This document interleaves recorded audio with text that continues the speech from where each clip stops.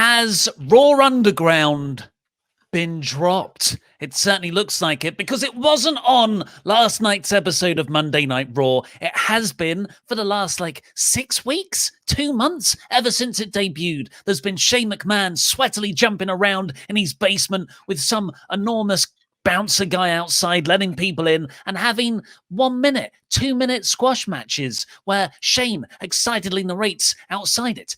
There were strippers involved at one point. Remember? The first installment had strippers in it. The sexy music, all of the terribleness, the terrible production work.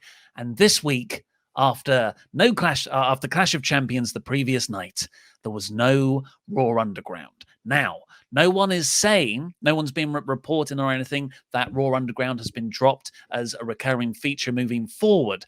However, it has been the subject to various cuts and changes since its inception. And usually we talk about people where someone's high on something backstage. It's a 3-week push. And Raw Underground, to its credit, has lasted longer than 3 weeks. We both said that it would be gone in 3 weeks' time after it debuted. But it's somehow gotten worse and more boring. But I think if I had to put a flag in the ground, I don't think it's fully dead. I think it will be back in some version next week, but by the end of October, it will have fizzled out. Can I give you my speculation on why there was no Raw Underground this week? Speculate. This is pure speculation on my part. Raw Underground is predicated on the appearance of NXT stars. It's mostly NXT talent, and it's always NXT talent around the ring.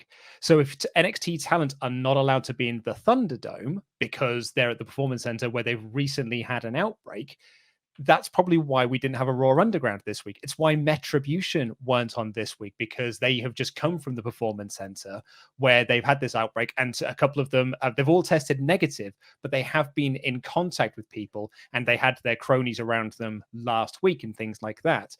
I think that's my pure speculation as to why there was no Raw Underground this week. Are you telling me that it might have been a bad idea to book 2 new segments in the last couple of months that require loads and loads of extras in the middle of a pandemic when they're supposed to be practicing social distancing? I very much think that could be the case. Yeah. Who could have seen this backfiring? You've got to have sympathy for them.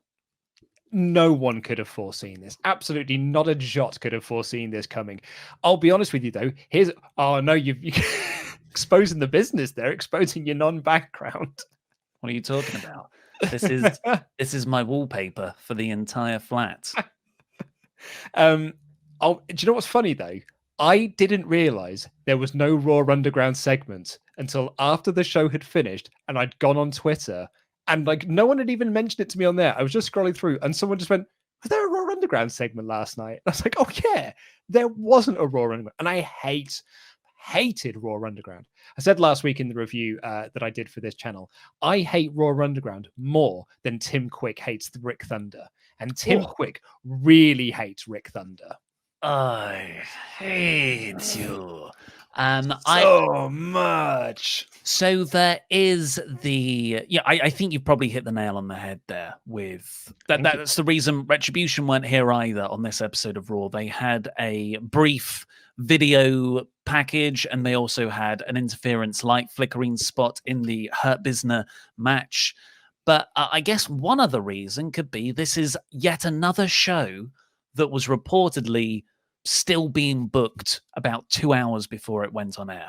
It's the classic Vince McMahon tore up the scripts, didn't like what everyone had down. This is the new post-pay-per-view direction following Clash of Champions. We're in a weird period right now in WWE on Raw, SmackDown, and NXT because there's a draft that starts next Friday and will finish the following Monday. Did the draft not start today with Mandy Rose coming over and Dana Brooke coming across? Your guess is as good as mine. It certainly seems that way. And I think there's some storytelling gold here. You just say, look, Post Clash of Champions, that's the blow off to everything we've been doing. Then, thankfully, we don't have to sit through the same matches on Raw that we've been having for 6 months. And you just have everyone appear on all the shows, 2 weeks of craziness to build up the idea of the draft. And you can sow those seeds. You can go, oh, these two are feuding. They might go to the same brand together to continue that storyline. Others can be red herrings. Unfortunately not. There's this gift, this storytelling gift that WWE do on a near annual basis, and they never make anything of it other than here's Stephanie McMahon on a podium and there's some weird robot in the back room. Yeah, I mean, the problem with your idea there is that would have required some semblance of foresight and a bit of planning, because you're about to say, right, well, here's where we're going to be in 2 weeks, so let's start sowing those seeds now, as opposed to, I mean, this show felt like, as you said, rewritten an hour before it started. Yeah, so Raw Underground stuff typically is produced earlier in the day, maybe the previous week, because you've got a whole different setup there. I don't even know if it's in the Thunderdome. If that's still being recorded at the Performance Center, then maybe that is more weight to your theory of that's why it couldn't have been filmed, because of that reported outbreak last week. But it also could be because, and this happened about a month ago, they had a load of stuff filmed for Raw Underground. It was a Jessamine Duke and Marina Shafir singles matches. They cut them. They just got rid of them, even though they apparently went down well backstage. So, and apparently Vince didn't even watch it. Vince didn't actually watch the segments. He just cut them. Yeah, so, well, we'll see. All those reports of Shane McMahon potentially taking control of Raw, I think it needs it at the moment. I think you need one singular creative force that can sort of have at least a vision there, as opposed to what seems like being happening is Bruce Pritchard is focusing exclusively on SmackDown, which is working wonders for them. We've been saying it for a few months now. The Bruce Pritchard era, because he knows how to work with Vince, has been very, very fruitful. It's got some of the best stuff going on in WWE right now. All the Sasha Banks Bayley stuff, the Roman Reigns stuff. But it has left, with Paul Heyman's removal, this creative vacuum on Raw that isn't being filled by anything. It's just the same storylines that we've had from pre-Heyman. It's Angel Garza and Andrade versus Street Profits. It's the Hurt Business versus Apollo Crews and Ricochet. It's the Mysterio family versus Seth Rollins. Yeah, like the Mysterio thing. Seth Rollins has been feuding with Rey Mysterio since May. Since May. It was months ago. I've had so many pay-per-views in between that.